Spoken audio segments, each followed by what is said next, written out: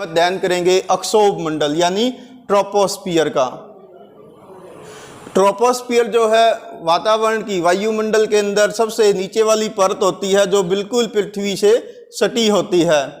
इसकी ऊंचाई जो है भूमध्य रेखा पर 18 किलोमीटर तथा ध्रुवों पर 8 किलोमीटर होती है। इसके पीछे कारण क्या है कि हमारी पृथ्वी भूमध्य रेखा के पास ज़्यादा तेजी से घूमती है। इस कारण से यहाँ पर अपकेंद्रीय बल लगता है। अपकेंद्रीय बल के कारण से हमारा वायुमंडल जो है भूमध्य रेखा के ऊपर ज़्यादा ऊंचाई तक फैला रहता है, जबकि ध्रुवों के आसपास गुरुत्वाकर्षण बल अधिक लगता है और वहाँ पर हमारी पृथ्वी की जो रोटेशन की स्पीड है वो धीमी होती है।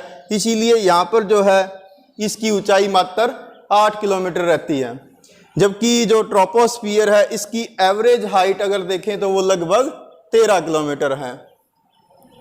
वायुमंडल के अंदर होने वाली सभी प्रकार की वायुमंडलीय घटनाएं जैसे बादलों का बनना, वर्षा का होना, ओस का गिरना, आंधी तूफान आना, ये सारी की सारी जो वेदर से रिलेटेड इवेंट्स हैं ये अक्षोभ मंडल के अंदर यानी ट्रोपोस्फियर के अंदर ही होती हैं। इसके साथ साथ अक्षोभ मंडल के अंदर जलवाष्प मिलते हैं और धूलकण मिलते हैं जो विभिन्न प्रकार की वायुमंडलीय गतिविधियों को अंजाम देते हैं। जैसे आप देख रहे हैं सुबह जब सूर्य उदय होता है तो आसमान में लालिमा छाती है, ये सब अक्षोभ मंडल के अंदर ही संभव है।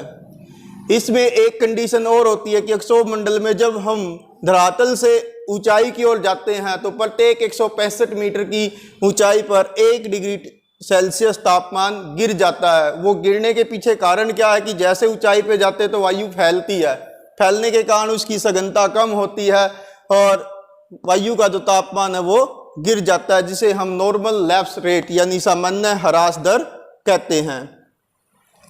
इसके साथ साथ जो अक्षोभ मंडल है इसके अंदर धरातल से ऊंचाई की ओर संवहनीय धाराएं चलती हैं, इसलिए अक्षोभ मंडल को संवहन क्षेत्र भी कहते हैं। यह इसका सबसे ज़्यादा जो अनुभव है भूमध्य रेखीय क्षेत्रों में हम कर सकते हैं। अक्षोभ मंडल और समताप मंडल को अलग करने वाली जो अक्षोभ मंडल की ऊपरी सीमा है उसे हम अक्षोभ सीमा यानी ट्रोपोपोज कहते हैं। जैसा कि आप ये देख पा रहे हैं कि ये हमारी अर्थ है, इधर स्ट्रेटोस्फियर है, उसके बीच में एक पतली सी लेयर है जिसे हम ट्रोपोपोज कहते हैं। यह लगभग 1.5 से 2 किलोमीटर मोटी परत होती है। इसे मौसमी परिवर्तनों की छत भी कहा जाता है क्योंकि इससे ऊपर जब स्ट्रेटोस्फियर होता है उसमें किसी भी प्रकार की मौसमी घटनाएं नहीं होती हैं।